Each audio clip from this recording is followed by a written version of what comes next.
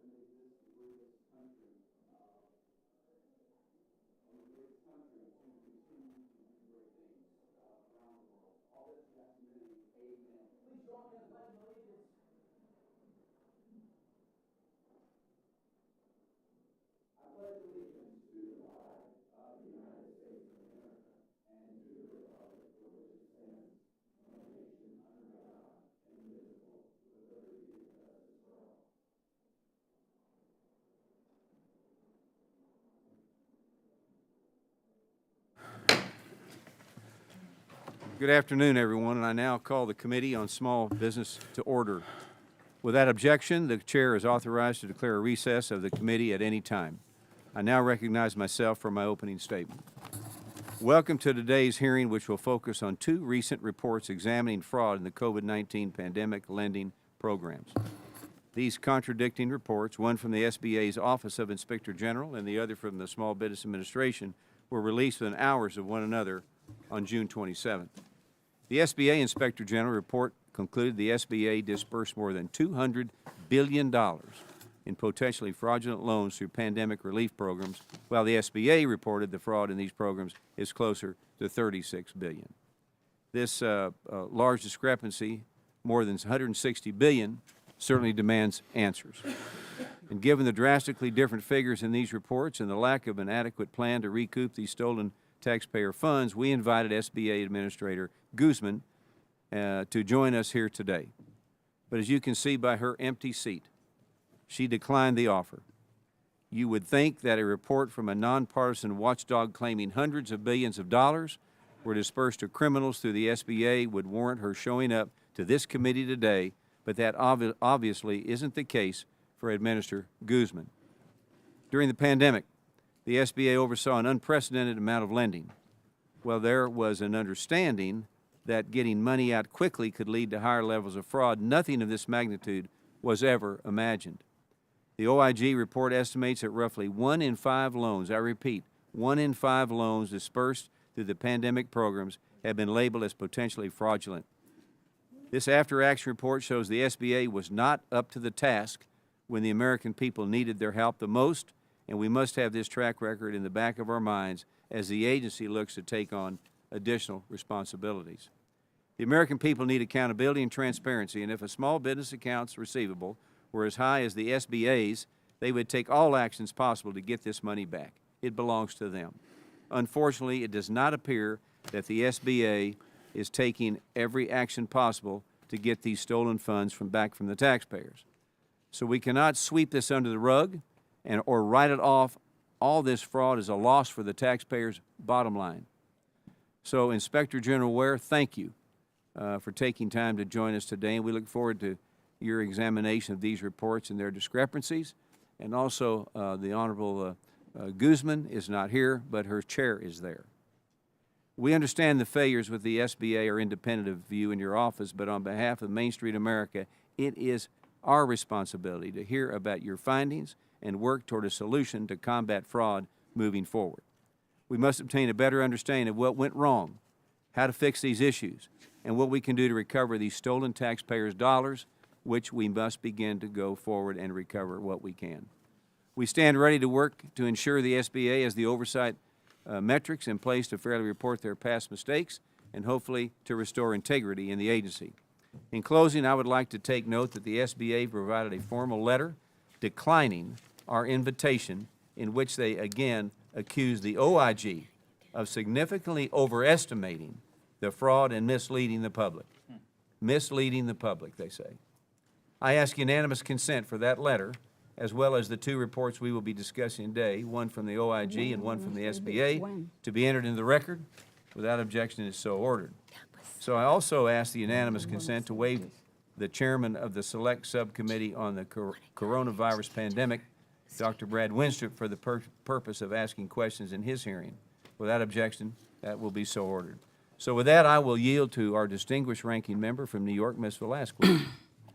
Thank you, Chairman Williams, and welcome back to the committee, Mr. Ware. First, let me thank you and the federal employees who work for the Office of the Inspector General. The past 3 years has been extremely challenging for the SBA and your office as well. The agency executed 14 years of lending in 14 days to help keep small businesses afloat in the pandemic. It is important to note the impact of the agency's efforts on American small business. Since President Biden took office, entrepreneurs have started a record number of small businesses who have created jobs at a rapid pace. Small firms have paved the way for some of the lowest unemployment rates in recent times, and we got more good news yesterday as annual inflation dropped to its lowest rate since 2021 to 3%. Despite these successes, any program of the magnitude of SBA's COVID lending measures is bound to encounter serious issues. And your office has been working around the clock, issuing reports and launching investigations to combat the potential fraud in the pandemic relief programs. Turning to your report, your office estimates that there is $200 billion in potentially fraudulent COVID EIDL and PPP loans, which is unsettling. The SBA issued a report the same day and found that $36 billion of the $1.2 trillion in pandemic relief was likely obtained fraudulently. Further, 86% of the fraud occurred in the first 9 months of the pandemic under the Trump administration. The findings in these two reports are widely different and, quite frankly, confusing. I understand there will be discrepancies in the reporting, but I'm concerned over the degree to which the estimates vary. If our committee is going to conduct proper oversight of the SBA, we need to be assured that the reports we are receiving, whether from the OIG or SBA, are measured and accurate. I also look forward to continuing to work with the GAO on its findings as a non-partisan entity. It is our duty to drill down to ensure we're prepared in the event of another global catastrophe. To date, your oversight and investigative work has resulted in over 1,000 indictments, over 800 arrests, and nearly 550 convictions. And approximately $30 billion in aid was seized or returned. Your efforts are to be commended, but more work will need to be done to hold wrongdoers accountable and recover taxpayers' dollars. As you know, I sponsor bipartisan legislation to extend the statute of limitations for fraud in the PPP and EIDL programs, which became law. This sent a strong message that unscrupulous behavior will not be tolerated, and those that committed fraud will be held accountable in the years to come. To capitalize on these two new laws, I understand you will need the full FY 2024 budget request. Unfortunately, Republicans in Congress want to pare funding back to FY 2022 levels, and the most recent proposal provides $32 million for the OIG, hindering your ability to recover fraudulent funds. I appreciate your oversight and investigative work, and that is why I am supportive of the President's increased funding request for your office. I'm fully committed to working with my colleagues to oppose any short-sighted cutbacks. With that said, I fully expect that you will work closely with the SBA to further refine this data and help to close the gap between the two estimates. In closing, I would like to request that the SBA's respond to your invitation to testify before the committees today and their response to the OIG's white paper be entered into the record. Mr. Chairman. Thank you, and I yield back. Thank you. Now, it's my honor to introduce our witnesses. Of course, our first witness, Isabella Guzman, as we've heard, did not come today. She chose not to come. She was asked more than once to attend to defend her position, so she chose not to do that. So we have an empty seat for her. Secondly, the Honorable Mike Ware is here, and Inspector General Ware holds a Bachelor of Arts degree in accounting from the University of the Virgin Islands. In May of 2018, following his confirmation by the U.S. Senate, Mr. Ware was sworn in as the Inspector General of the Small Business Administration. Prior to his appointment, Mr. Ware served as the Deputy Inspector General. Mr. Ware has over 30 years of experience within the OIG community. In 1990, he joined the Department of Interior, OIG's Virgin Islands Field Office as an auditor, and later became the Field Office Supervisor.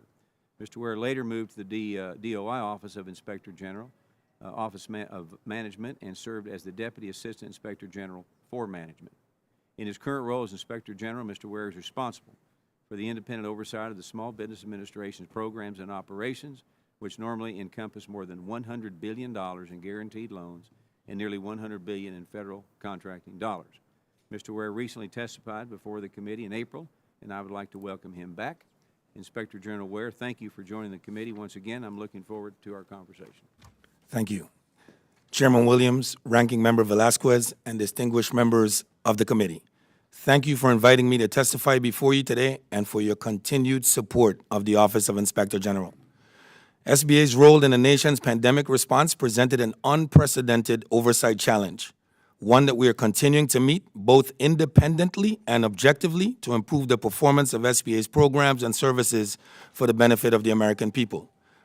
I am more than proud of the accomplishments of the hardworking men and women of my office in detecting, deterring, and combating fraud, while also keeping both the Congress and the Administrator fully and currently informed.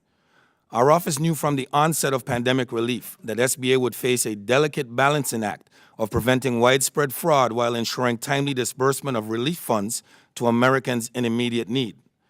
The biggest concern for our office was SBA's quick delivery of capital to qualifying small businesses without first establishing the internal controls necessary to decrease the risk of fraud. This is why we issued 2 reports prior to the first PPP loan or EIDL being disbursed, stressing the importance of upfront program controls to mitigate the risk of fraud. We proactively recommended internal control measures to SBA and policymakers in real time to address the allure of easy money that created the golden opportunity for even otherwise law-abiding citizens to commit fraud. To date, we have issued 33 pandemic-related reports with dozens of recommendations and provided about 100 congressional briefings, both to supply corrective action and strengthen the internal control environment. Over the course of the pandemic, SBA disbursed approximately $1.2 trillion of COVID-19 EIDL and PPP funds. Using our investigative casework, prior reporting, advanced data analytics, and additional review procedures, we estimate SBA disbursed more than $200 billion in potentially fraudulent loans. This estimate represents approximately 17% of disbursed funds in those programs. In conducting the fraud landscape review, our office unleashed the power of data analytics in our oversight function, fueled by the expertise and experience of our criminal investigators, auditors, and analysts. The report identifies 11 fraud indicators that we use to signal potential fraud. I have offered additional insights on the various fraud indicators from the report in my written statement. Our office was able to reduce potential false positives by using link analysis.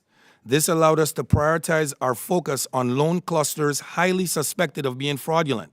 Our auditors, analysts, and investigators whittled down numbers by conducting additional reviews using sampling and professional judgment, taking into consideration prior experience and investigative casework across the entire law enforcement spectrum. The transparency afforded by the Fraud Landscape Report and our well-founded recommendations for corrective action serve to mitigate fraud. In fact, SBA indeed made significant progress to reduce fraud risks and prevent further losses in its pandemic programs. We look forward to continuing to partner with SBA to combat fraud within these programs. Our collaboration with the SBA, the U.S. Secret Service, other federal agencies, and financial institutions has resulted in about $30 billion in COVID-19 idle and PPP funds being seized or returned to SBA.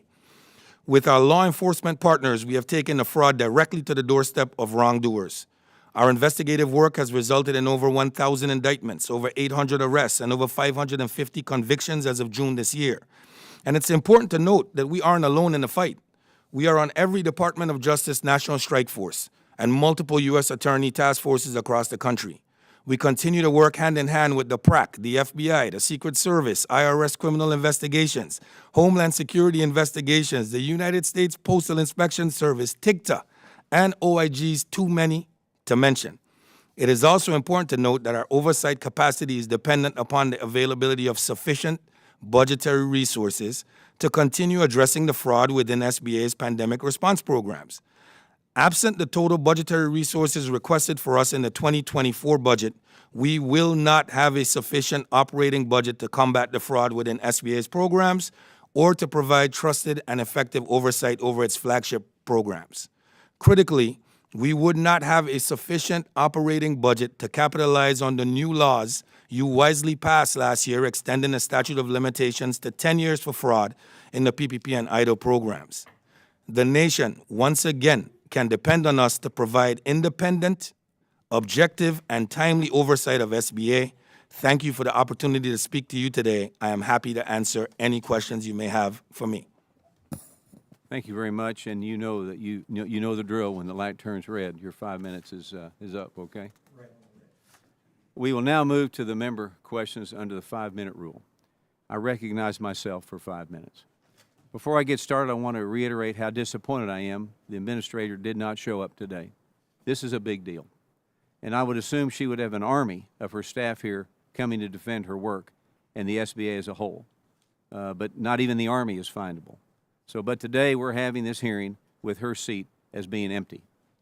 Shortly after you released your fraud report, the SBA released a statement that expressed its concern that the OIG's approach contains serious flaws that significantly overestimated fraud and misleads the public. I don't know if I ever remember a time an agency ever accused their nonpartisan watchdog of misleading the American people and the congressional committees that are charged with their oversight. So, Mr. Ware, question, did you and all the employees within your office put together this report to lie about what occurred within these pandemic programs? Is that your goal? Absolutely not. Our goal, like we have demonstrated from the beginning of the pandemic, is to be independent and keep an objective eye so that you can properly oversee these programs along with us, and I think that we've done that. I am super confident in this report. Okay. The two total fraud numbers that are presented in these reports are drastically different and both unacceptable. Either one is wrong. Can't accept it. The SBA claims that they had a more diligent process that ruled out much of the fraud that your team has flagged. I have a few questions about these claims. First, who has access to more data to more accurately find the levels of fraud, the OIG or the SBA? The Office of the Inspector General does. Okay. Secondly, your review of the estimated fraud didn't start at $200 billion. What was the initial value of the potential fraud you looked at before you got it down to $200 billion? $650 billion. Has your office ever communicated that starting figure to the SBA? We have. Okay. Reporting from outside news organizations and researchers claim the levels of fraud were much higher than even your number. Your report says that the $200 billion figure is conservative. So do you think it's possible that you are underestimating the fraud numbers rather than overestimating as the SBA is claiming? I believe that as the data sets come available, more and more data sets to us, that the number could be calibrated. It could go up, it might go down, but I'm telling you that we have a cap on where we believe that fraud level is currently, okay. And that's at the 200 and a little over 200 billion. So we must get an accurate picture of what money was obtained illegally so we can bring the criminals who took advantage of taxpayers to justice and get money back to the Treasury Department. And we're not just talking about this, we're talking about doing this. So while it's good to identify the fraud that occurred, it is going to all be in vain if we don't get this money back for the American people and just talk about it and don't deliver. So, Mr. Ware, we've seen the SBA take some deliberate actions that will make it harder to get back some of the illegally obtained funds, such as their decision not to collect on PPP or idle loans under $100,000. Can you tell us what actions the SBA could take immediately that would get more of these illegally obtained funds returned for the taxpayers? Let me state that we have partnered hand in hand with the agency to pull back the $30 billion that we have pulled back thus far. There is even more in the chute right now. We're just working through the agency to try to streamline the process for getting that money back. We're still going after this. The Secret Service is still working with us on our individual cases. Together with the Secret Service, we pulled back $1 billion. And there are, like I said, quite a bit still in the chute. We'll be working with the U.S. Postal Inspection Services to do that as well. You know, to the taxpayers, $100,000 is still a lot of money. So just to ignore it is another problem. So I now recognize the ranking member for 5 minutes of questions. Thank you, Mr. Chairman. Mr. Ware, the SBA asserts that 86% of the likely fraud originated in the first 9 months of the pandemic under the Trump administration. Does your report include such detailed information on when the likely fraud occurred, yes or no? No. Does your report indicate that the Biden administration put internal controls in place to combat fraud almost immediately upon taking over? Yes. Or no? Yes. Do you agree that the vast majority of the fraud occurred in the first 9 months of the pandemic? Yes or not? Yes. Did the anti-fraud controls that the Biden administration put into place successfully reduce the potential for fraud? Yes or no? Yes. Your approach puts an upper limit on the potential fraud. With future investigative work, you may weed out a number of loans that produce a false positive. Yes or no? Yes. Will you then lower the estimate? Yes or no? It could lower or go up. It could go both ways. Yeah. So it's difficult for me to answer yes or no. I'm going to tell the truth. That's what I'm going to do. Yes, yes to that. Whatever the number is, that's the number. And we are all here for the truth, Yes. so that we could enact legislation to correct what the shortcomings of what was in place. Your estimate of potential fraud is much higher than SBA's estimate. In fact, SBA expressed concerns that the approach contains serious flaws that significantly overestimate fraud and mislead the public. How do you respond? I respond that that SBA is mistaken, and I think they know that.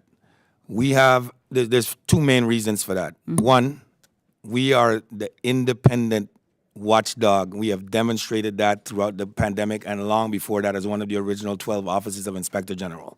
Okay. Secondly, we have access to data sets that they didn't have access to. Okay. Okay.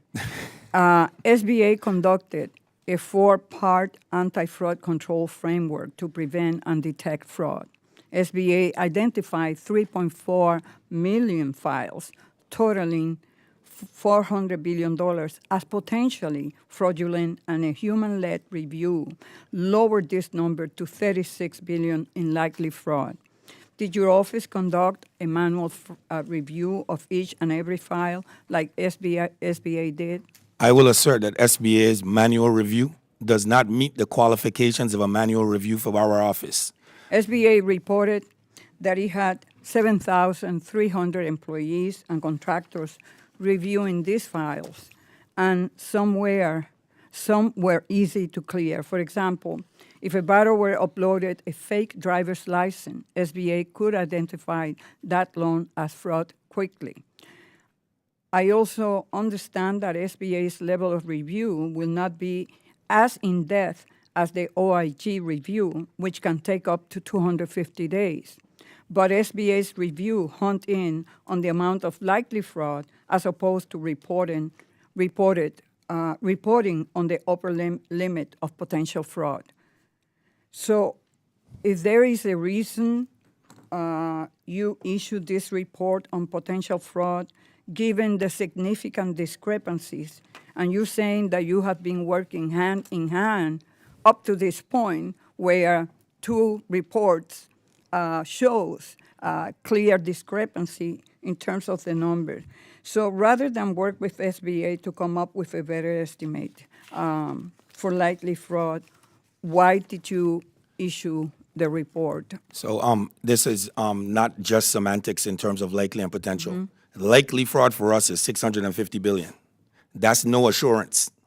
Potential fraud to us means that we will open an investigation on every single one of them that we have identified, if we have the resources. Okay, and that's the point. If you have the resources, going forward, we have 10 years, right, that we gave you through the law that we enacted as a result of the work that we did. So based on the budget that the Republicans are going to pass and that are calling for fiscal year 2022 levels, definitely you will not have the resources, would you? I would not have if I don't have my 24 budget. Thank you. I yield back. Next, I now recognize Representative Lukemeyer from the great state of Missouri for 5 minutes. Thank you, Mr. Chairman, and Mr. Ware, thank you, Inspector General, thank you for being here today. Appreciate your hard work and the integrity of that work. Got a quick question for you here with regards to the chairman talked a little bit a minute ago about the $100,000 level of the SBA not going after those folks underneath that. Are you going after that at all? Are you identifying those folks yourself? Yes. Yeah, well, if they show up as a fraudulent actor for our office, they go through the same triage process as anything else in terms of our prioritization strategy. Okay, so yes. They say they don't have, it's not cost effective to do this. They don't have the manpower to do this. Is there any thought to maybe handing this over to a collection agency? I would have to yield to the SBA on this. Our position on it in the PPP report on the same matter and coming with the idle report is that they have not done a sufficient study to determine whether or not it's cost effective. Well, okay, so we need to go back to the SBA and Ms. Guzman, who conveniently is not here today, to be able to ask that question. And if they don't think it's cost effective for them, hand it to a collection agency, and you have the IRS to be able to also be a backup to be able to get those funds. Do you not? Do you have an idea roughly what the recoverable amount would be in that $100,000, less than $100,000 range? No, that would be very difficult for me to provide. Okay. Thank you for that. In your report, you say certain lenders added to the fraud risk by prioritizing quickness and potential profit over a thorough review of applicant eligibility for government aid. Can you tell me who those certain lenders are?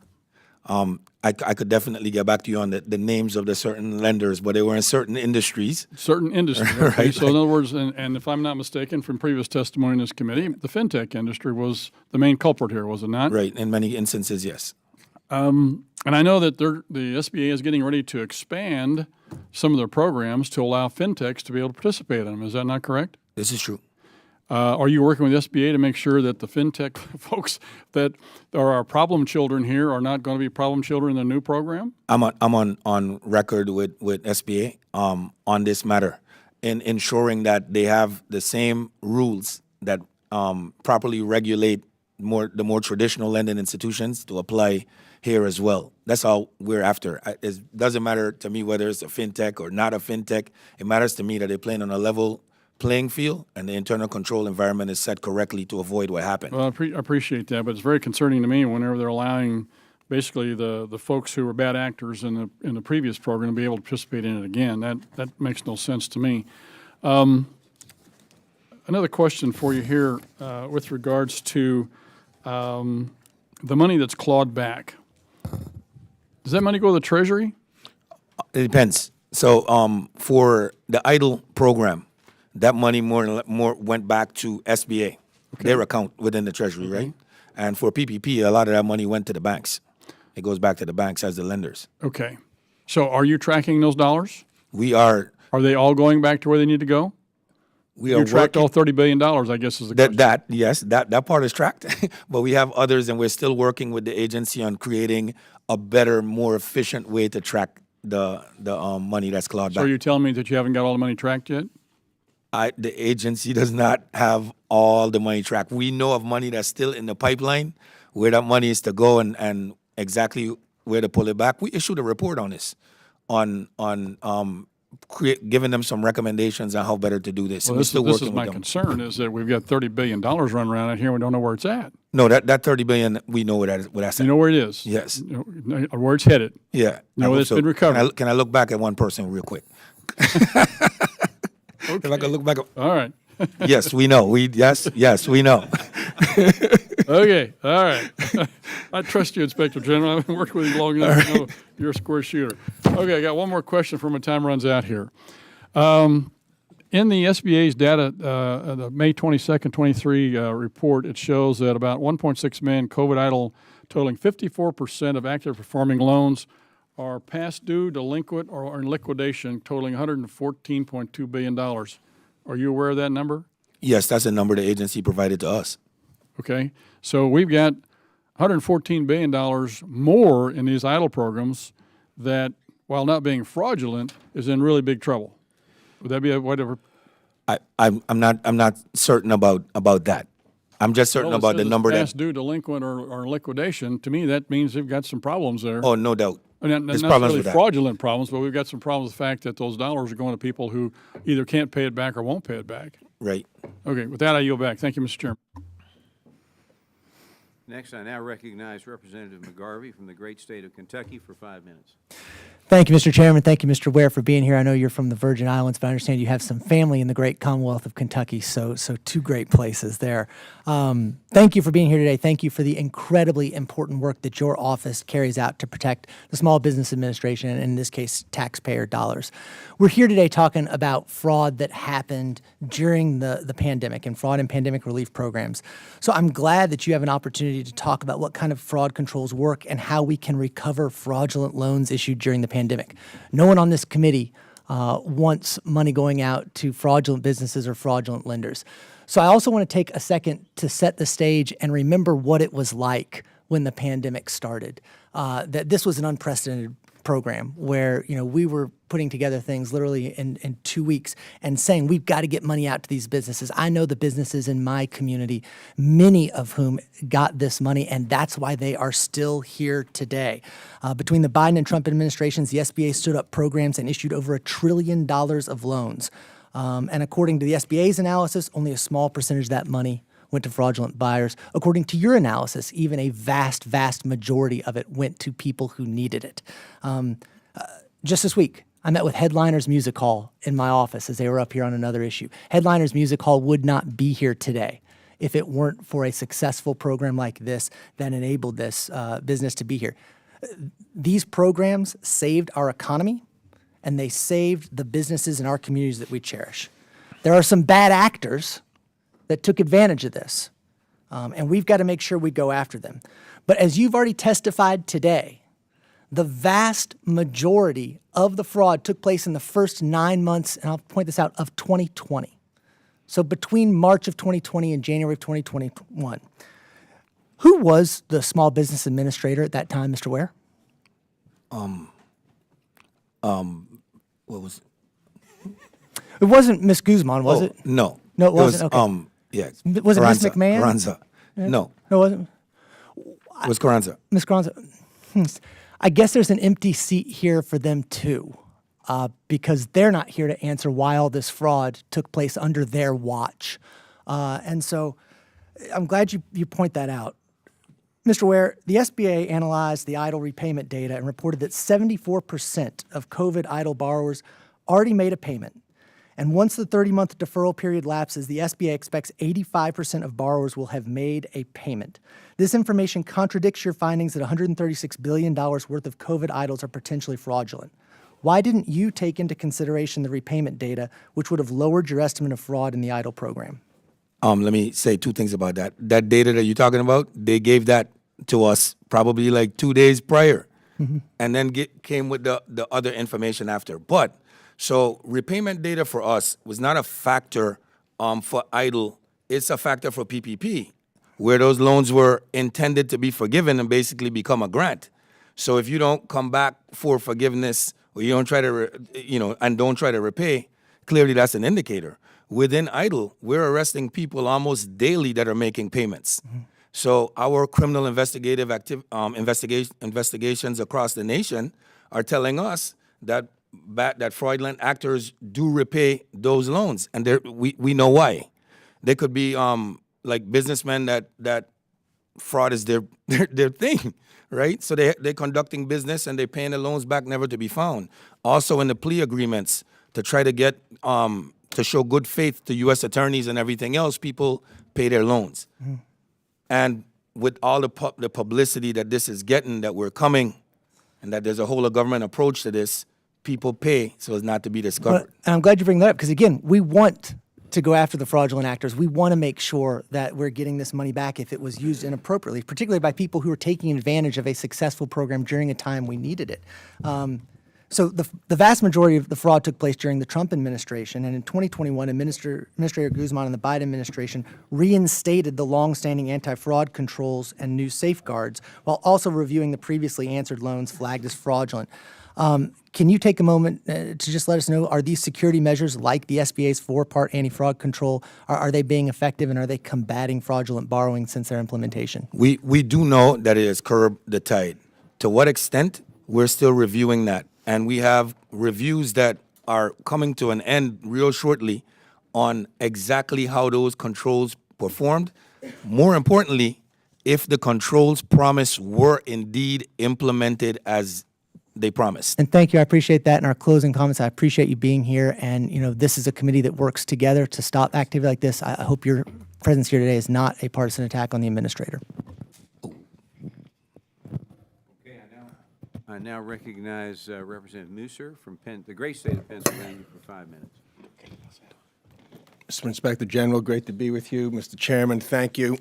So we're not really trying to assign blame here. Over on this side of the aisle, we'd like to try to find some answers and solutions. The numbers that are being offered by my colleagues are not just accurate. I mean, the EIDL was the primary loss of from fraud. The PPP, as stated, was a heroic savior of our economy. 70% of the PPP went out under the previous administration. We're about slightly over 30% under the other. So there's if we want to, there's a lot of blame to go around. But my goodness, it's just a shame that that's the majority of the time being spent. Now it does not dismiss the fact that the Administrator Guzman, under this terrible situation, where fraud exists, is not here. I know damn well if I was the SBA administrator, if this was the case, I'd be sitting there trying to help solve the problem and explain it to the American people, how this occurred and where things are and what's being done to gain the collections, and what's being done to those who committed the fraud, whether it's institutions, whether it's Republicans or Democrats. That's why, Mr. Inspector General, we appreciate you being here and your forthrightness and your honesty and your courage and willingness to help solve some of these issues. So let me ask you this, sir. Did you work with the banks and the lending institutions to gain the information to figure out which buckets the $200 billion in estimated fraud came from? In some instances, yes. We were able to obtain lender files and conduct reviews to validate our findings. Okay. And so the banks were obviously cooperative, saying this, even though I had know the customer or I didn't know the customer, you probably worked that data as well.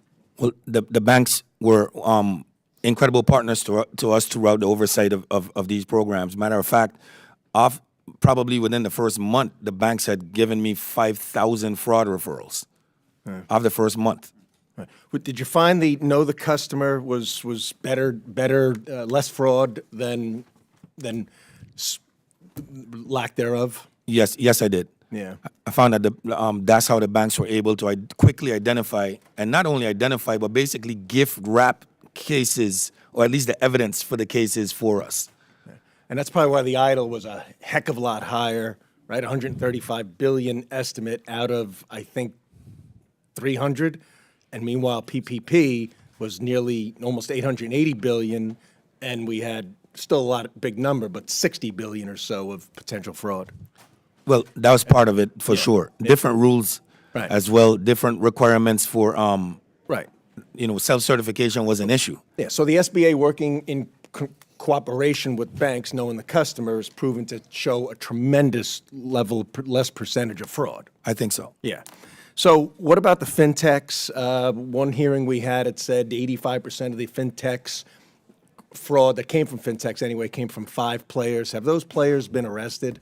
I cannot speak to the ongoing investigations, unfortunately. Yeah. Some arrests have been made. Some have been brought to justice. The arrests that have been made are public, so they're out there. Yeah. And I can't specify Yeah. in this forum. Okay. All right. Sorry. Thank you. No, that's fine. So, what would you like to see us help you with in order to claw back and provide resources to you as we're working to bring these fraudulent people to justice? As well, I'd like to ask, can you provide the data? I'm sure you had to the SBA on those are huge discrepancies. I mean, Right. that's another reason that Administrator Guzman should be here. I mean, $160 So billion in difference here. there's a couple of things to point out. 500%. Right? Administrator Guzman and I are normally in lockstep. We have worked together. We work together very, very closely. I actually was surprised about the report, like about the report, or that like those words would be used. We meet every other week. We discuss these things, and we're very transparent and open with each other. We can have heated discussions. And you probably were a little perplexed that they so quickly refuted your findings. Caught a little off guard. Yeah. Okay. Yeah. All right, sir. But support. Let's talk about. Can I get the support? Yeah, please, I mean, please. We obviously need full support for our 2024 budget, but there's one other thing, and it is access to already available government data. I will call you on that. We will discuss it if it's all right you. with you. Thank you very much. I yield back, Mr. Chairman. Yes. I now recognize Representative Chu from the great state of California for 5 minutes. I have worked with Administrator Guzman on numerous occasions at various events, and I've known her to be nothing but conscientious when invited to meetings. And I certainly know that had she been apprised of some alternate date, she would have been here, as she has been at your numerous meetings during this entire time. And in fact, I would like to submit for the record the letter to Chairman Roger Williams, which says that Administrator Guzman was unable to testify due to previously scheduled commitments that required her to be outside Washington, D.C. on this date. So I would have hoped that there would have been some consideration for her schedule. So let me say, Mr. Ware, I do find it unsettling that your white paper estimates $200 billion in potential fraud, and the SBA report is so different with the $36 billion in likely fraud. Now, I know that in the SBA's letter, they state that nearly 86% of all pandemic funding originated under the previous administration without important controls in place. That is why the Biden and Harris administration took action to rebuild and strengthen anti-fraud controls, such as checking the Treasury Do Not Pay database and verifying tax income. SBA learned from the mistakes of the 2020 implementation of PPP and COVID EIDL to design the two major relief programs that launched in 2021, the Shuttered Venues Operator Grant Program and the Restaurant Revitalization Fund, which both achieved estimated fraud rates of well below 1%. Mr. Ware, do you acknowledge that that is true? I cannot validate. We are conducting work right now on restaurant revitalization and shuttered venues. So our work will dictate what that is. But I could tell you that they did implement many of our recommendations, like do not pay, like the taxes. These are recommendations that we made in writing to everyone, and they have been a very willing partner in doing this. Okay. I would also say SBA's first sweep actually found over $400 billion worth of further investigation, they would say. But then they continued beyond that initial automated screening with additional layers of review, from data analytic treatment to human-led manual review, in order to weed out false positives. And that's where they got their $36 billion figure. And they argue that your white paper's estimate of $200 billion is so high because that figure is based on only an initial automated screening and therefore includes false positives. What do you say to that? I think that's absolutely false. I think it's important to be on record as stating that the only investigations that SBA can conduct are those conducted by the investigative arm of SBA. We are the law enforcement authority. Fraud is this is our business. Fighting fraud is what we do. We are fully equipped to opine on what the potential fraud in the program is. SBA does not have access to the data sets that we have access to, number one. Number two, they don't sit in the middle of the fraud fight across the nation in U.S. attorneys' offices in every single state, in the Department of Justice, working with the task forces, working with all the different law enforcement entities. Well, you do say that you periodically refine your overall fraud numbers to eliminate false positives, correct? Which we did in this report. But can your office reconcile the differences with the SBA in order to provide the committee with a more consistent estimate of the likely fraud? I believe, like, honestly, with the reconciliation of those numbers, they're never going to be possible. They cannot have access to many of the data sets that we have access to for law enforcement purposes. I could provide to SBA every loan number that I can provide to them under the IG Act and under U.S. Attorney's rules and everything else. That's what I can do. However, more importantly, which is why it was surprising that it would be such an attack on a number, I think we get a little sidetracked with the number when we should be talking about the control environment that's necessary in any future program going forward and our ability to claw back as much funds as we possibly can. I would be as upset and passionate if I found that the number was 30-something billion, but I'm sitting in the middle of the fight, and $30-something billion is just not a logical number. I yield back. I now recognize Representative Salazar from the great state of Florida for 5 minutes. Thank you, Mr. Chairman. I'm Maria Salazar. I represent the city of Miami. And, you know, the SBA and having a small business is so important because most of my constituents are first-generation Americans, and they love the system. So I'm going to talk to you as if I were one of them. See, they listened on television what's happening. They hear 36 versus 200 million. That's a big difference. So, billion, I should say, 200 billion. So the SBA administrator, she's saying that you're misleading the public and that they have more diligent process to investigate the fraud. In other words, that you are an incompetent. That's basically what she's saying. And you are the Inspector General for the U.S. Small Business Administration. So I just want you to tell me, how do you respond when openly in public, everyone is listening, that your report is really not that good? What do you say to that? I don't believe that that's the administrator's intent. I meet with her I'm going to often. repeat the words, misleading the public. If someone tells me that I'm misleading the public, I'm not really going to like it because that's putting a dent, or it's sort of compromising my reputation. I get that, but I still would give her the benefit of the doubt because I know her.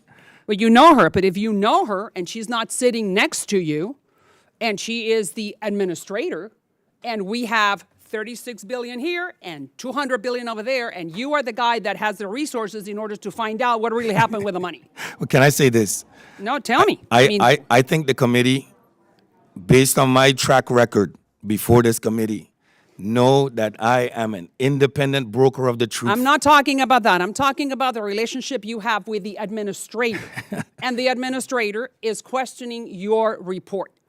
publicly. And on top of that, she's not sitting next to you. I have, What do you say to that? I have spoken to the administrator up to last week. And what has she said to you? The administrator and I have a passionate disagreement on this subject. The administrator being here today would not say I'm misleading the public. I could tell you that. Well, she said it, that you are misleading the public. Yeah. Well, I am an independent broker of the truth. I have no reason. We know that, but you said that you do have to work with her. So for that, my constituent, they're saying, I don't quite get this. The guy who's supposed to be the watchdog is doing his job, and then the lady who is supposed to be supervised doesn't like it. So there's something fishy here. Don't you think that the public will say that? All right. Not only that, she has you, as you said, that the administrator reached out to you to review the disparity between these two figures. So the question is, has she asked you, hey, by the way, how did you get to 200 and we only got to 36? Yes, we've had these discussions. Very And what heated did what did she say to you to prove her case that you're wrong? Well, it is evident that they cannot prove that case based on their response to the report.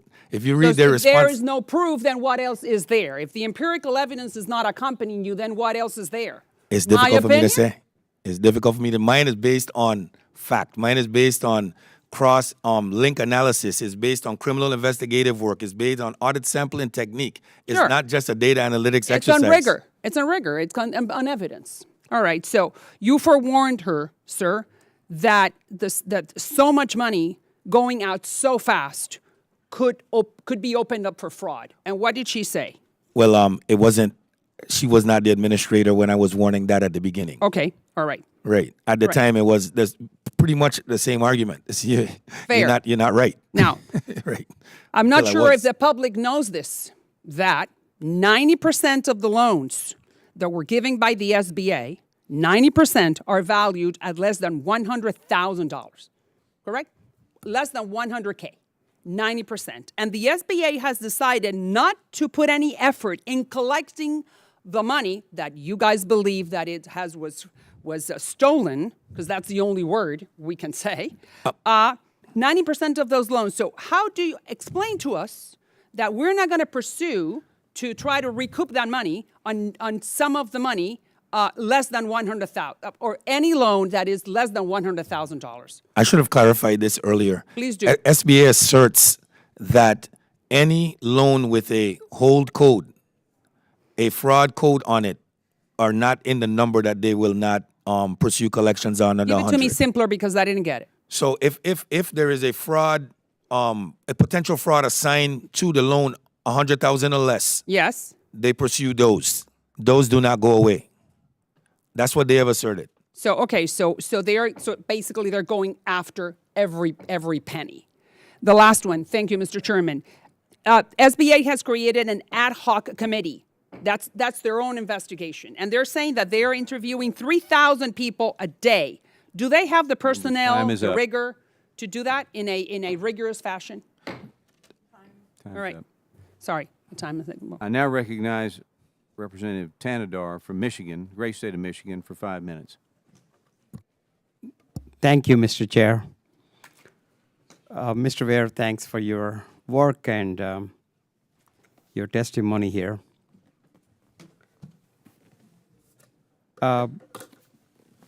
Despite the fraud, which is certainly concerning, it being a dark spot in the COVID relief program, our recovery has been nothing short of remarkable.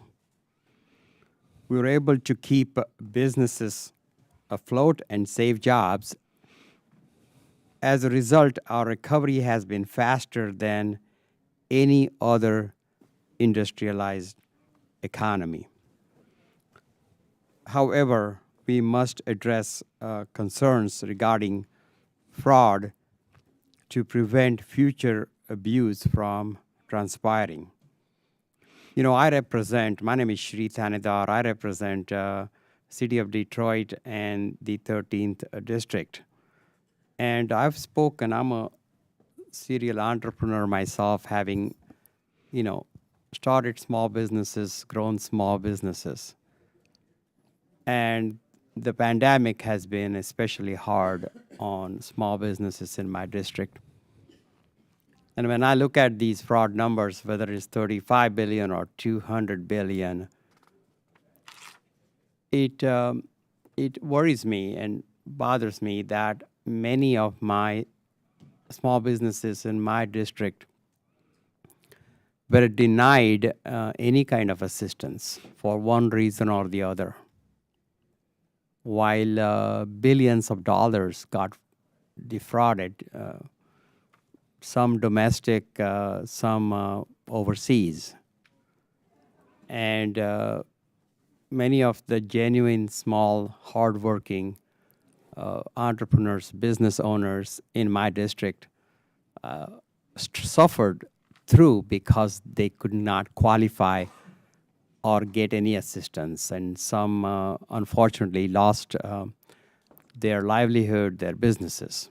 So that is a concern of mine, and it just doesn't seem fair for the hardworking business people who could not get federal assistance while the bad actors walked away with billions of dollars. My question to you is,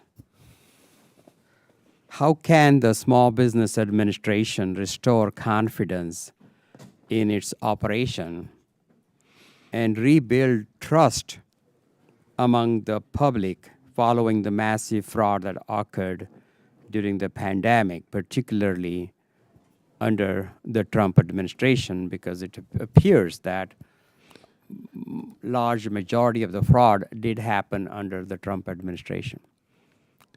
So I tend to stay away from any discussion of administrations, right? Because to me, it really makes no difference.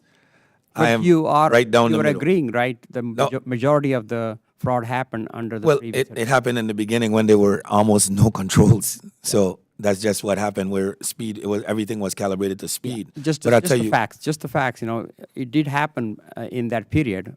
it happened in that period. But I'll tell you this, relative to restoring of the trust, I think that under Administrator Guzman, working closely with our office, I think that we have built an internal control environment that's vastly superior to what it was all those couple years ago, right? So I believe that the Administrator Guzman and her teams are moving towards that end. However, we have not fully tested the controls, and more importantly, because of my experience with SBA, whether or not the controls were actually followed and implemented thoroughly. So that would be the test. And we have quite a bit of work that will be coming to inform on this. All right. Thank you so much. I yield back.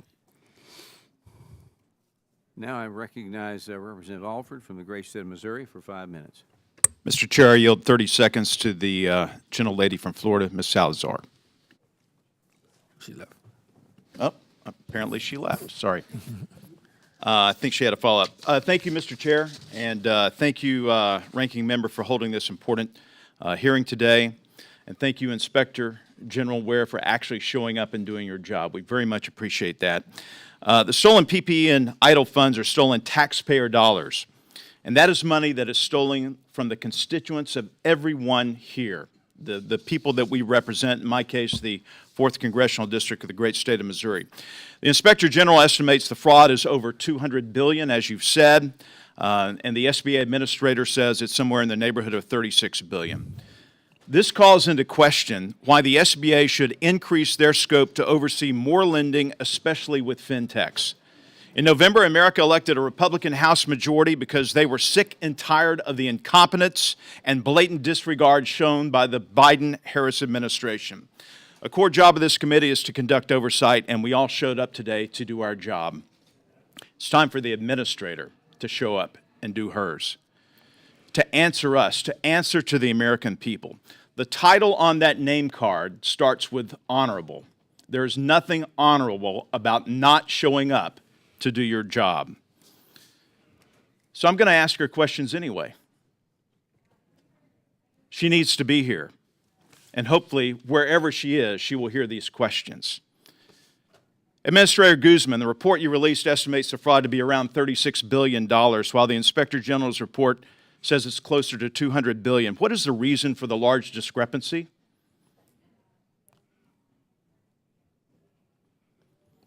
Administrator Guzman, the Inspector General's office has decades of experience doing this and are subject matter experts when it comes to fraud, waste, and misuse. Why does your team know better than the actual experts?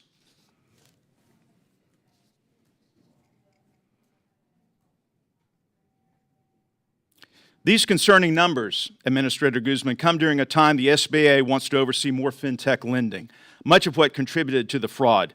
Why should this committee be confident in the SBA's ability to act as a regulator for fintechs?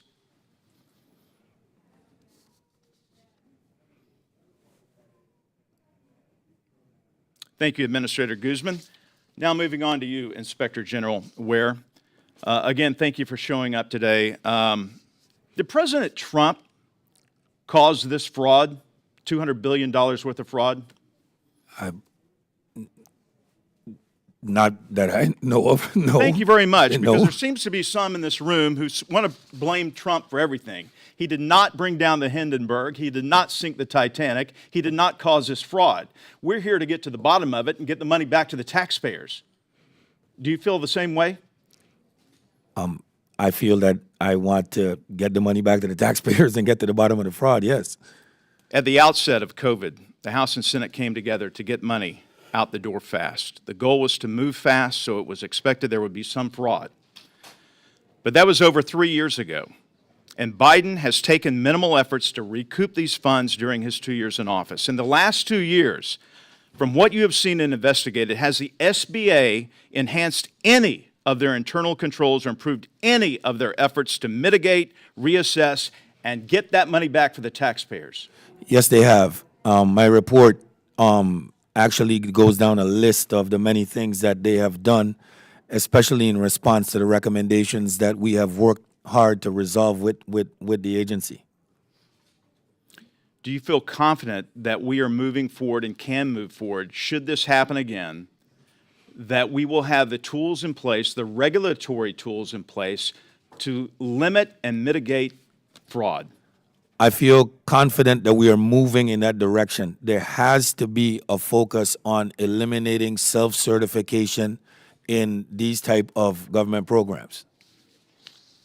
Well, Inspector General, again, I thank you for being here today. It is very disappointing that someone that we pay out of the federal taxpayers' dollars and out of the U.S. Treasury cannot be here to answer questions in the primary oversight capacity that we have to help us all do better, to help Americans, to help small businesses. It's just a shame, and I'm very disappointed. I'm very disgusted. Thank you, and I yield back. I now recognize Representative Camp from Washington, the great state of Washington, for 5 minutes. Thank you, Mr. Chair, and thank you for being here, Inspector General Ware. It's great to have you back. I'd like to start by asking about the fraud landscape. Through your investigations, did you find any trends about the size of loans that you determined to be potentially fraudulent? Like, are we basically talking about mom and pops? Are we talking about larger operations that received more significant funding? It ran the gamut, so it was all of it. But there was quite a bit of larger people that went after it. Larger numbers. I don't know if they even existed, right? In many of the cases, right? So, but went after larger numbers that would be more large than a mom and pop shop would get. Okay. Did you consider the size of potentially fraudulent loans when you prioritized which ones you're going to go after? Or are there other factors that you determine which allegations to pursue or how you prioritize? Size is one of the factors. So we have a prioritization framework within our office. It takes into account our hotline data. It takes into account the task forces that we're working on. But we could look at much smaller amounts, particularly if it's involved in an intricate criminal ring. Like, for example, one of the flags in the report was IP addresses, right? And in an instance where we find that there was maybe 500 loans that went to one place, we would know that they gave like 13,000 out here, 50 here, and ordinarily we wouldn't go after them unless they were public trust issues, violent criminals or of the like, but put them together and we have pulled down a whole lot. Link analysis helps us with that in data analytics. We have cases that start with one person and explode out to 800. Wow. Thank you. I also wanted to touch on the role of technology in your investigations. Last time you were here, you spoke about the indicators of pandemic relief fraud being durable. I believe you said something about less like footprints in sand and more like footprints in concrete. In your testimony, you talk about the use of certain automated technology to aid in your investigative work and about your office's recent establishment of the Technology Solution Division to use machine learning and artificial intelligence to identify outliers in the portfolio for investigation. Could you expand on the kind of data that you're using to investigate these cases of potential fraud and how your office has utilized or may continue to improve upon the use of certain kinds of technology to go after fraudsters? Yes, thank you for that. Well, where we use it the most right now, the only place that we're using machine learning right now is within our hotline. Because we went from 800 hotline complaints a year to 250,000. Wow. So we needed to be able to get to the bottom of that. And Pandemic Response Accountability Committee really helped us a great deal with that, and first giving us bodies and then giving us access to their data analytics group before we were able to stand up ours and move on our own. That's how we're able to find common identifiers based on the casework. So that's what we're using, the loan files and everything like that, overlaying them with the hotline information and being able to determine what is actionable, most likely actionable. So that's one way in which we're doing it. But in terms of data analytics, the link analysis is which really helps to validate the numbers in this report because it deals with common fraud clusters that start maybe in one place and then we could put it to the next program. Because fraudsters didn't start and stop with just PPP, right? If we found it there, you'll find it in EIDL. And to be quite frank, you'll find it in unemployment insurance. And you'll find it in the other programs as well. Wow. Could you, well, thank you very much for being here. I am deeply appreciative of the work that you're doing in your office. Thank you very much. As a taxpayer, as a small business owner, I sincerely appreciate the leadership you're showing here. So thank you very much. Mr. Chair, I yield back. Yields back, and now I recognize Representative Bean from the great state of Florida for 5 minutes. Thank you very much, Mr. Chairman. Good afternoon to you. Good afternoon, small business, and welcome, Inspector General Ware. Glad to have you here. Thank you. A few months ago, we had a meeting here where SBA came to talk about changes to the SBA program, and I labeled Washington, D.C. Crazy Town, because only in Crazy Town would an agency that's lost billions of dollars come before us and ask for more to expand programs and go forward. So only in Crazy Town would you ask for more money when you can't handle the money that is given to you. Sorry, only in Crazy Town would you ask for more money. Thank you, more money when you can't handle the money we're giving you now, and do it with a straight face. That is crazy. One of the most disturbing stories to come out of the SBA during COVID is the PPP and EIDL scams that involved the Barbie face doll scam. Now, everybody knows one of America's favorite dolls is Barbie. We love Barbie. We love Malibu Barbie, Presidential Barbie. You know, you can get Dr. Barbie or even Lawyer Barbie. But it seems con men have hijacked Barbie. And I present to you Swindler Barbie. How about that? This is actual faces, committee members and ladies and gentlemen, actual faces. Barbie was taken hostage and created Swindle Barbie, where people up to no good used Barbie and other dolls to create fake identities to steal taxpayer monies. So clearly someone at SBA is living in Swindler Barbie world. I say before you that we are not just living in Crazy Town, but we have moved into Barbie's $200 billion Crazy Town dream house on Looney Tune Lane. So IG Ware, I appreciate you coming forward with your testimony, and I love that you're a man of truth. I think we all know that it's going to take a lot of work to claw back all of this money. In fact, according to your own report, of the more than 250,000 hotline complaints you received since the start of the pandemic, more than 90,000 of them were actionable leads. This represents, according to your data, 100 years of investigative casework. Let me say that again. It's 100 years of investigative casework. Only in Crazy Town does this happen. Will you be able to, IG Ware, to keep the committee updated on how much money is clawed back as you begin this centuries long casework load? Absolutely. Very good. What's your plan? We talked a little bit before, and you said there is a plan.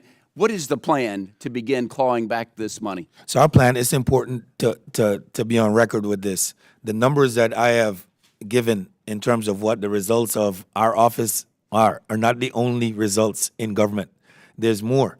So the FBI has their own cases, Secret Service, FDIC, OIG, I could go on and on and on and on. The PRAC has some. So the number is really a lot larger, and it's magnified, made even exponentially more impactful with the DOJ strike forces and the U.S. Attorney task forces.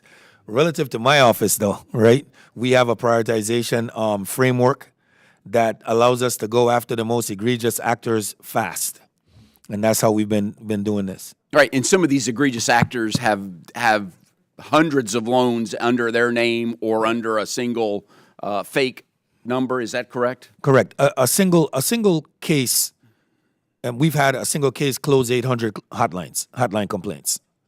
So it could work like that. Should, for those that have stolen money from the taxpayers, should they be worried right now? I think you should be worried. We have a 10-year statute of limitations, and we're bringing, I'm just one part of the enforcement activity that is taking place across the nation. Now, we've been told that if you stole less than $100,000, we're not going to worry about you anymore. We're just going to let it go and pretend it didn't happen. What say you to somebody that still stole, but below that threshold? Are we going to go after them too, Inspector Ware? I believe we had a very recent press release with 13,000.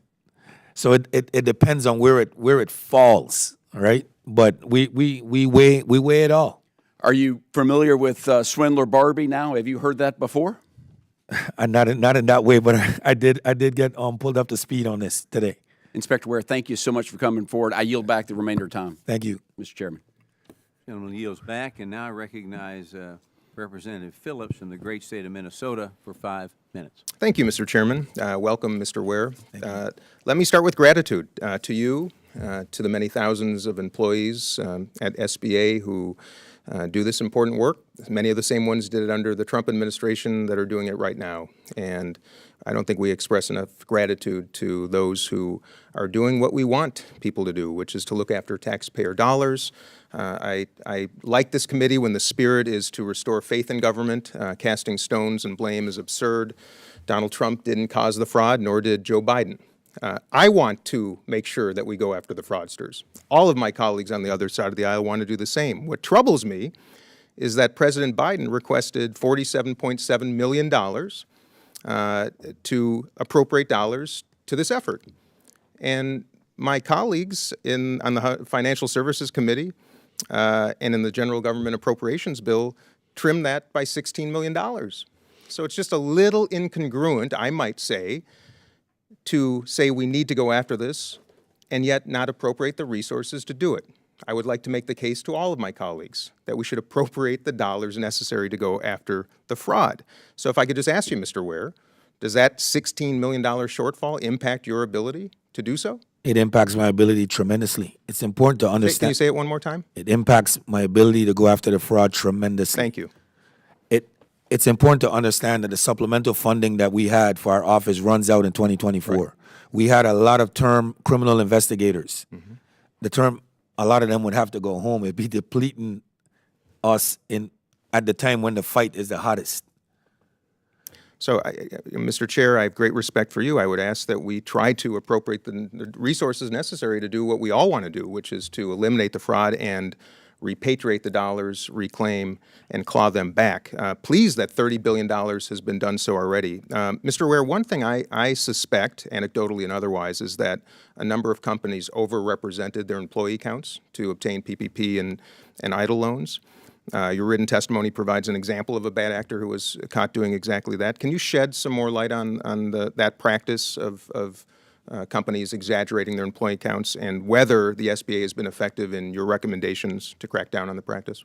Sure. Well, at the beginning, we were dealing with self-certification as a general rule, and to be fair, that's what the law called for. To be fair, it was self-certification. You couldn't review tax records. You couldn't review much of the employee information as well, and for speed, but since then those things have been tightened up quite a bit. But the way it worked, it was pretty simple. I'm self-certifying, so there's nobody checking.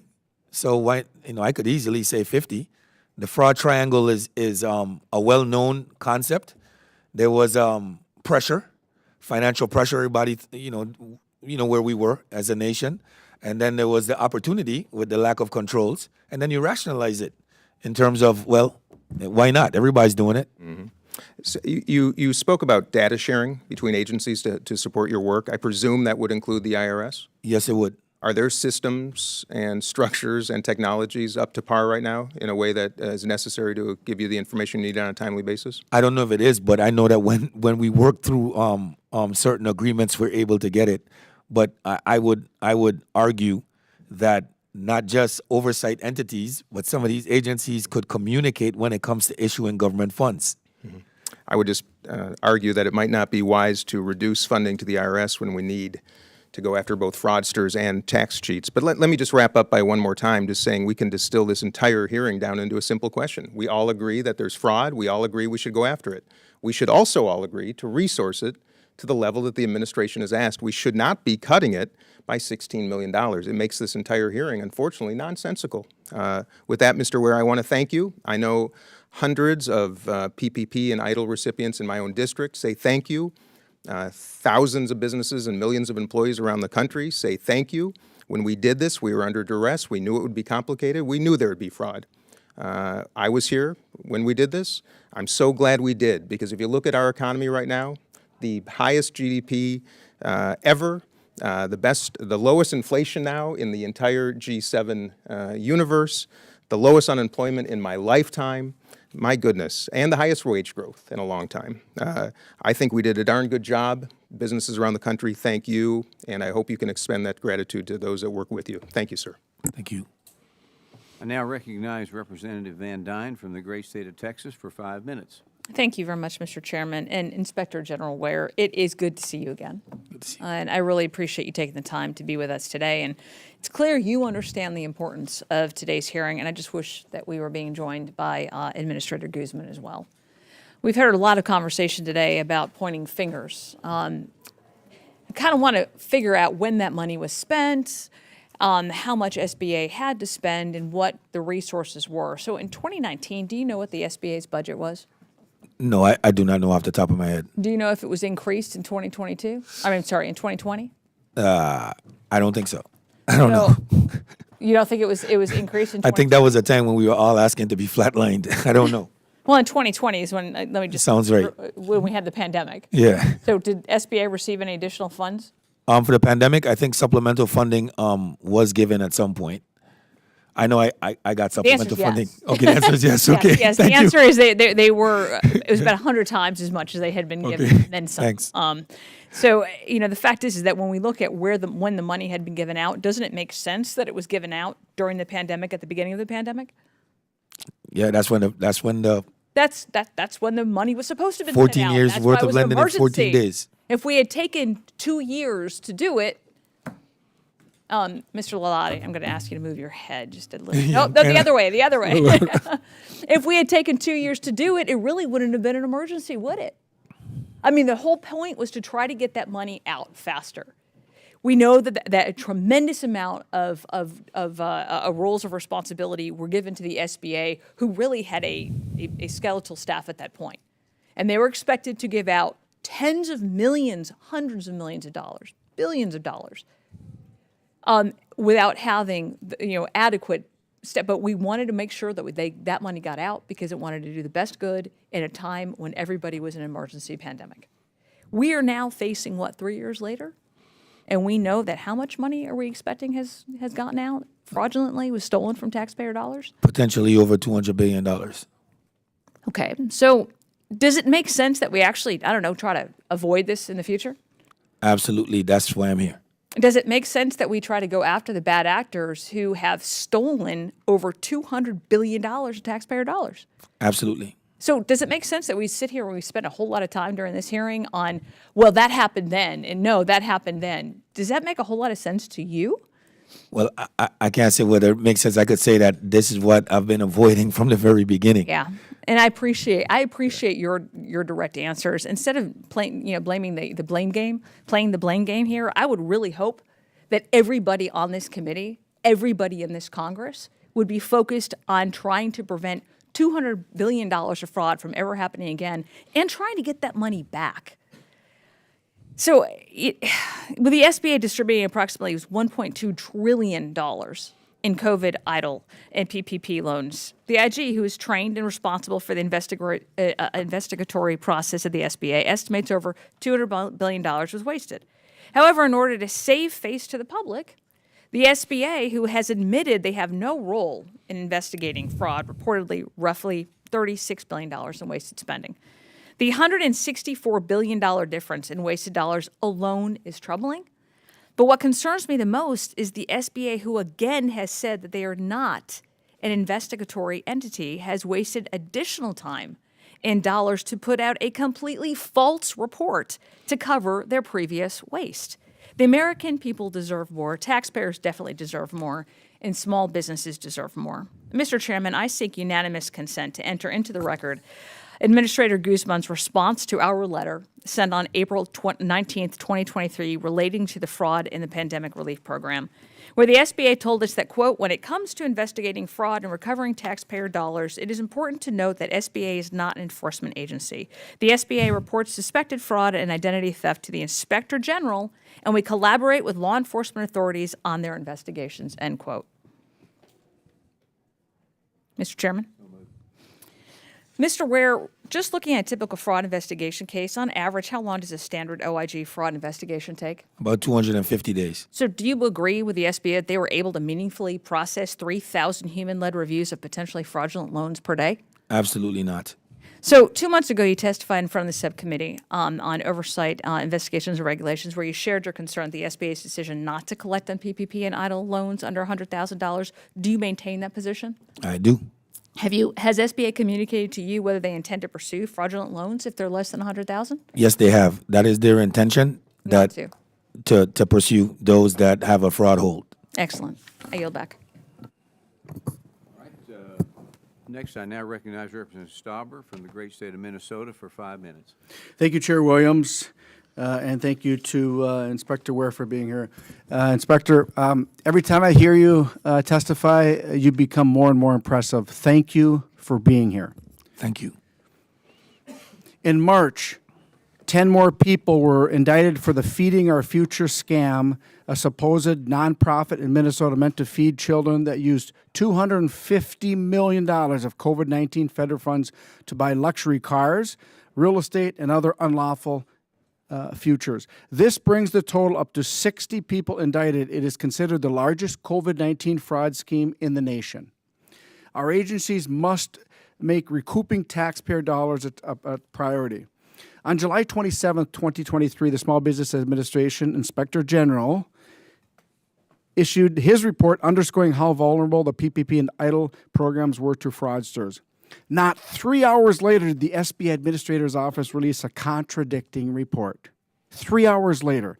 Unfortunately, the SBA and the Biden administration have failed to provide a detailed account of how this significant misappropriation of taxpayer funds occurred and how they plan to recover these stolen items, or funds rather. Given the roughly $160 billion discrepancy between the OIG report and the SBA report, it would be pertinent to hear from both parties as to why the discrepancy. Unfortunately, as indicated by the empty chair next to the Inspector General right there, she has declined to come before this committee. The small business administrator, who we talk about small business being the engine of our economy. She was notified in time to be here under the rules, and she has failed the request by the chair of this committee to answer questions on behalf of the American people. Like, where is the discrepancy and why the discrepancy?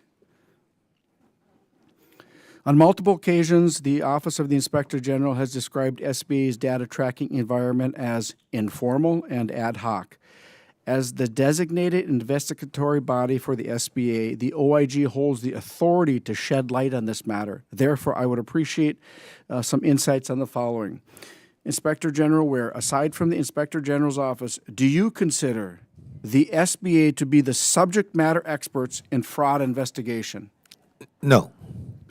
How much weight should we give to the SBA's assessments of your fraud investigation?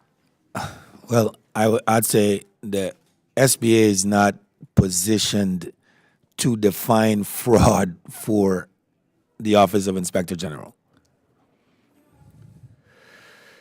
If Administrator Guzman were present, it would have been beneficial for her to provide us with her perspective on why she believes her report is more accurate despite finding substantially less fraud.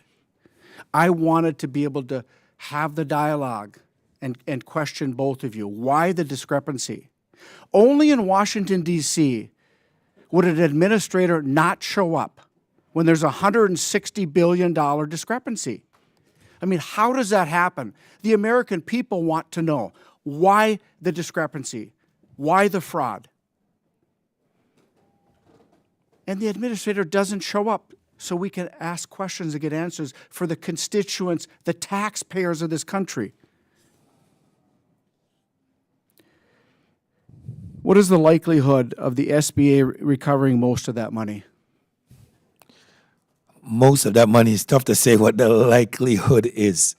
I could tell you that we have a 10-year statute of limitations and we will not stop coming. And I believe that's the case for all our law enforcement partners across the nation. The American public deserved answers. And we deserved answers from the Administrator Guzman today and her failure to testify alongside you should not go unnoticed. It is a slap in the face to the taxpayers who are out $200 billion.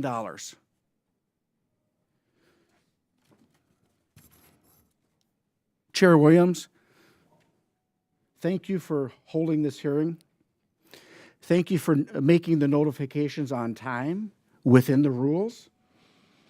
And to the small businesses across this country who are on the backside of this COVID and starting to ramp up, it is beyond me why this small business administrator would not come here and testify to the $200 billion in fraud. I yield back.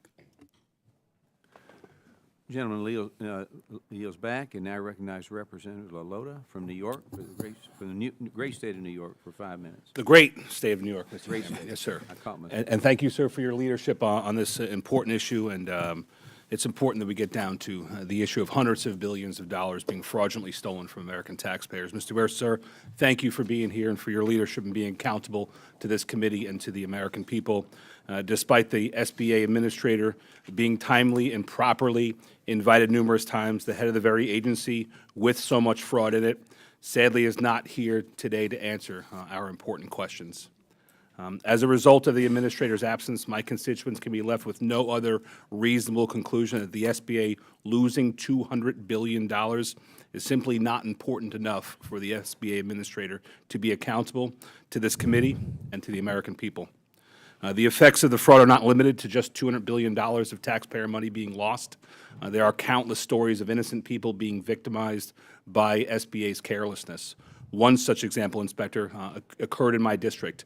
A constituent in my district fraudulently had loans taken out in her name in excess of $90,000. My constituent did not find out about this fraud until way after it was initiated and too late to reverse, when the bank sent her a note in the mail indicating her of that fraud. The criminals who stole $90,000 in her name used a fake license and a Social Security card to open that account. The lender told her that they had not run a credit check because the SBA is required to pay them back even if the borrower does not. As a result, my constituent ultimately had to freeze her own credit for 7 years because of these incidents. This severely limits her freedom to do things like buy a car, buy a home, and acquire insurance or even cell phone service. My constituent is far from the only victim of COVID fraud, and SBA must make it a priority to continue to investigate those who have committed fraud and recover as much of the money as stolen as possible. Mr. Ware, sir, the Office of the Inspector General and SBA have recovered about $30 billion of the potentially $200 billion of fraud. That's only about 15%. What is the SBA doing to recover the other $170 billion? How can the SBA be more successful in getting more taxpayer money back? And how much does the OIG expect it will be able to recover? And what is the timeline for these investigations, sir? Thank you. So it's important to note that it is the responsibility of the Office of Inspector General to carry out law enforcement activity, to make arrests, and to attempt to recover along with SBA, because there could be other reasons SBA is recovering money. It could be people trying to give back the money real quick. And so it's not just for fraud that money would have been recovered. So it's interesting because it seems like that's 30 billion of the 200 billion, but we don't necessarily know yet, right? But we have a prioritization document within our organization, and we are working with law enforcement entities across this nation to bring fraudsters to justice and to claw back as much money as we can. We have an agreement in principle currently with the United States Postal Inspection Service. They will help us with our seizures. The Secret Service did them before.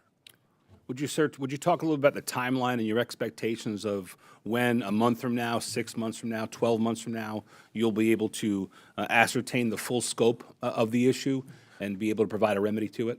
Right. So the remedy to it is these programs are finished. Like was said earlier, the evidence is footprints in concrete. So once we get to the evidence, once we start to investigate each of these potentially fraudulent instances, that's when you will see the results. So that's continuing. It's basically, it's rare that we open a case and it's not what it is. Okay. Would you keep us posted as to your progress, sir? And if Absolutely. Congress can be helpful to help you make more progress? Yes. With my remaining time, sir, there's a discrepancy we've been told about, wherein the SBA claims that $30 billion in return funds was not retrieved pandemic lending fraud money, despite OIG reporting that it was. Could you explain the discrepancy, sir? Yeah, the discrepancy is for two reasons, right? And it was an important one is my office is the independent arbiter of the facts here. So we bring forward what we find based on our criminal investigative work. It wasn't just a data analytics exercise for us. Criminal investigative work, and our audit work came to bear in this thing, and we have access to data sets that they simply cannot have access to. And it's a good way to see whether the discrepancy is valid or even logical is in their response, the agency's response to the report and the rebuttal contained inside of it. Time is up. Thank you. I appreciate your time, and I appreciate you being here accountable to us, sir. Thank you. Thank you, Chairman. I now recognize Representative Molinaro from the great state of New York. It's convenient, too, from the great state of New York. Sadly, however, one of the states with some of the greatest cases of fraud. But that said, Mr. Chairman, grateful to you for your leadership. Mr. Ware, thank you for being here. I too want to echo the comments of my colleagues that the SBA administrator would choose simply not to be here.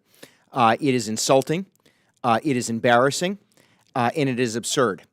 It is not insulting to this committee or to Congress. It is insulting to the American taxpayers, the families, the farmers, the small businesses who for 2.5 years struggled through a pandemic and an economic shutdown that was well beyond their capacity to manage. It's insulting to the people who pay every day their taxes to support an institution and a government meant to provide for their best interest. It is insulting that the administrator of the SBA doesn't think that the issue of monumental fraud for an agency its size is worthy of presenting before Congress. Now, I say this not simply as some member who just got here. I say this because for the last 12 years, I was a county executive in the state of New York. It was my job to stand in front of countless residents and businesses and explain to them why their government was shutting them down and what resources and support would be available to them. In fact, my county was among the first in the state to secure SBA loan capacity so that we could move effectively to support businesses. And we worked with the chambers of commerce and others to be sure that they had access to the resources they need. And for me, this is important because, like countless families across America, I too lost a loved one. My father lost his life to COVID in April of 2020, and in response to that loss, so many families like mine tried to muster up what we could to be of help to the people who lived on with great struggle. It is embarrassing, it is insulting, and it is absurd that the SBA wouldn't be represented here today despite adequate notice, and as importantly, that they wouldn't be a part of an effort to secure what has been lost. And so I worked hard to ensure with my colleagues both in Congress and in state government to ensure that assistance and rapid delivery of that assistance would be made available to small businesses. Never did we think there'd be so little, however, vetting and security procedures in place, especially since we knew early on that there were red flags and we were able to identify them. But the SBA failed to implement basic safeguards even as warnings and reports of fraud were published. Can I ask you, Mr. Ware, it was suggested that you are unintentionally misleading the public as to the magnitude of fraud. Are you unintentionally misleading the American taxpayers? Absolutely not. Are you intentionally misleading the American taxpayers? Absolutely not. Do you believe that the SBA lost track of $200 billion? I believe that there's potentially over $200 billion in fraud in these programs. In my own state of New York, there was a case in 2021 where nearly 20 public, state, and municipal employees conspired together to submit and process false applications and defraud the SBA of over $1.5 million. Now, schemes like this were all too common and, of course, resulted in this at least $200 billion in outstanding fraudulent payments. Now, I certainly know that this Congress could make better use of $200 billion, but more importantly, the American taxpayers could make better use of $200 billion.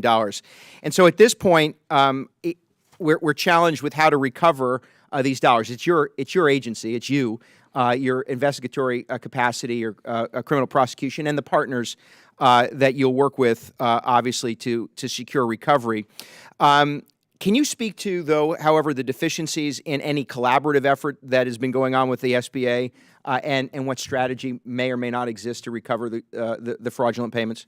Yes, I can, which is surprising, again, because we work really closely with the SBA to set up the controls and to go after seizures and forfeitures. This is something that we partner really well with.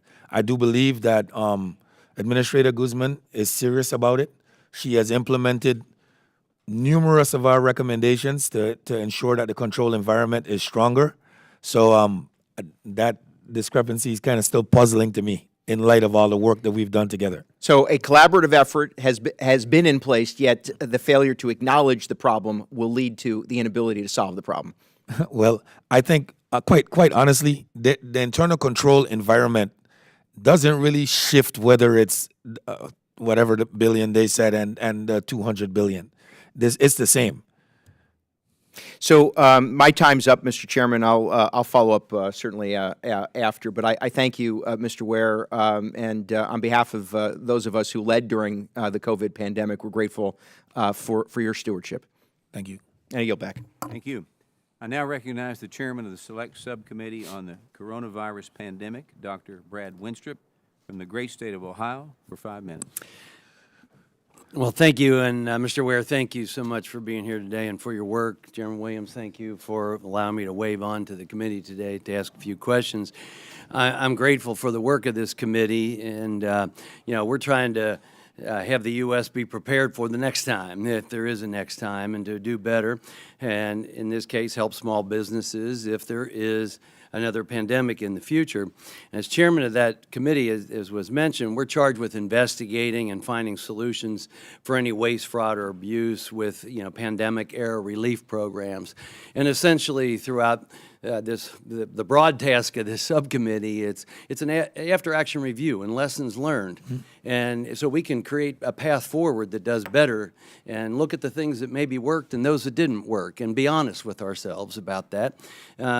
Because, we're going to have to, for our committee, look at what we hear from our victims, look at what we hear from the committees, from the agencies, hopefully administrators, and definitely from you. So thank you very much for that. When the pandemic hit, no one knew. No one knew what to do. I mean, it's called novel for a reason, right? I mean, and the science and everything else and what was going to do the economy and what we were going to do next, people were often flying blind. And there's no doubt about it. We had to move quickly to help businesses survive.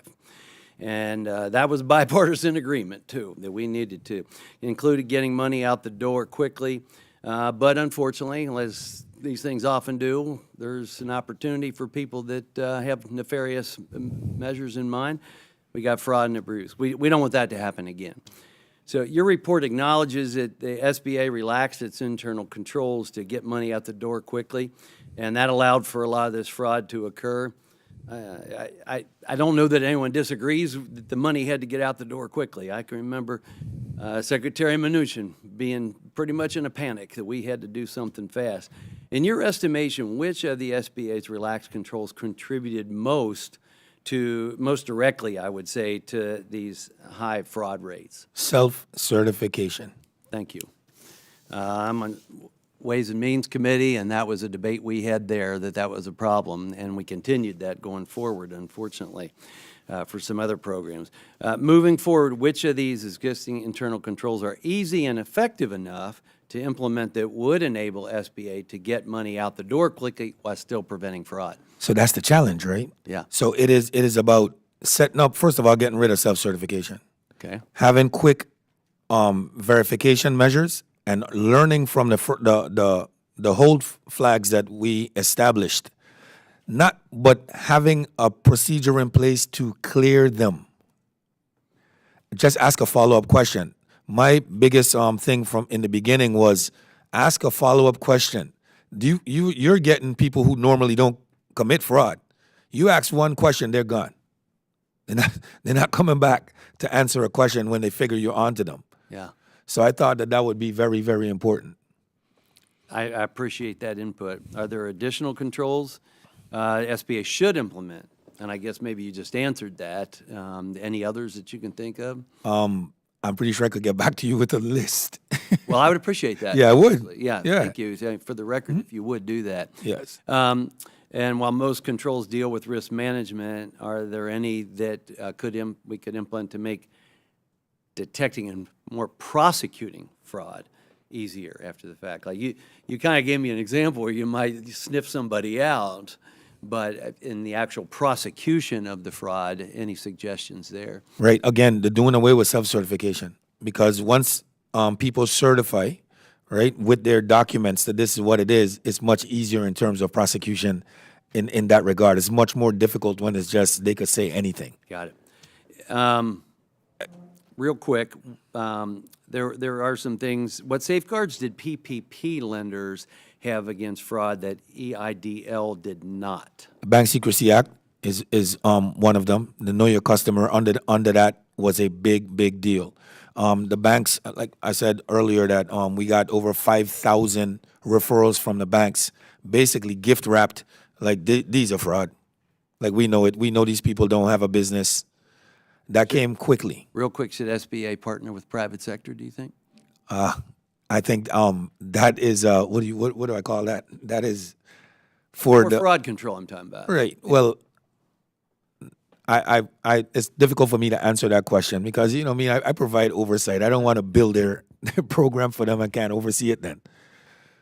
But I appreciate it. You know, you're being honest and fair, and thank you very much for your time. It's very helpful. Thank you. Thank you. All right, I'd like to thank our witness today, and I'd like to also say again to Ms. Guzman, we wish she would have been here to account for questions we all had for her. Maybe we can try again, but thank you, Mr. Ware, for being here. Without objection, members have 5 legislative days to submit additional materials and written questions for the witness to the chair, which will be forwarded to the witness. I ask the witness to please respond promptly, and if there is no other further business, without objection, committee is adjourned. Thank you very much.